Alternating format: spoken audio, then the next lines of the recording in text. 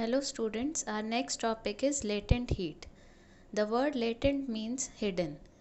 So the heat which is hidden is known as latent heat. Now this hidden heat is actually present during the change of state. When the solid changes to liquid or the liquid changes to gas, then the temperature remains constant for some time. You can observe this in an activity. If you take some ice cubes in a glass container and you allow it to melt, you can note the temperature with the help of thermometer. The ice which was present in solid form as cubes was having 0 degree Celsius temperature, and the water which is present just after the melting of ice is also having 0 degree Celsius temperature. So during this state change, the temperature remains constant for some. Actually, the heat which is taken by the particles of solid to change into liquid, it is used up in overcoming the force of attraction between the particles. Arrangement of particles. So mainly latent heat is the heat which is required for both of these purposes, to arrange the particles and to overcome the force of attraction between the particles, because as you all are aware that the particles are differently arranged in all the three states, solid, liquid and gas. So to arrange the particles, and for that arrangement the overcoming of force of attraction is also required. So to overcome that force and to arrange the particles, the heat which is used up by the particles, which is not measured in the thermometer, is known as latent heat. So it is mainly of two types: latent heat of fusion and latent heat of vaporization. Latent heat of fusion is taken when the solid changes to liquid. Here we have taken the example of ice and water. So ice will be at 0 degree Celsius, and when it will melt completely, then the water which is taken is also having temperature 0 degree Celsius only.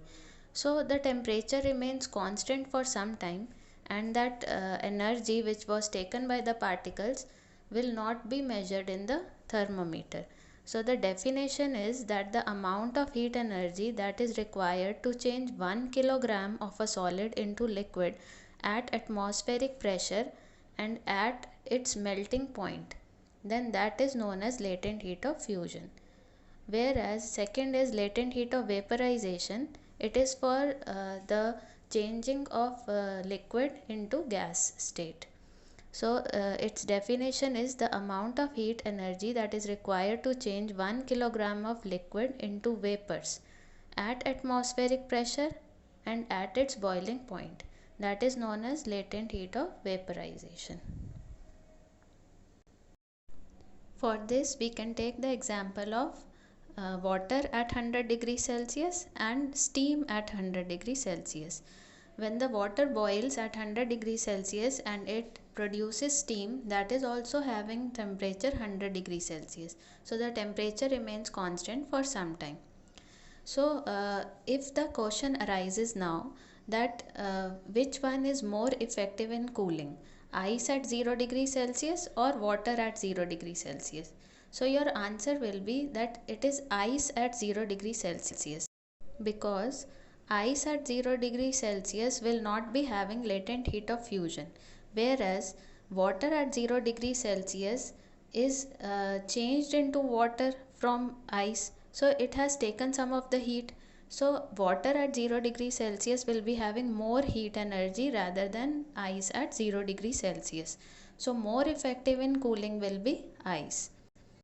Whereas if the question arises that which one will cause more severe burns, steam at 100 degrees Celsius or water at 100 degrees Celsius, then your answer will be steam at 100 degrees Celsius, because water at 100 degrees Celsius is not having latent heat of vaporization. Whereas if it will take the heat from the surroundings and it will vaporize, then the steam will be having 100 degrees Celsius temperature plus the latent heat of vaporization also.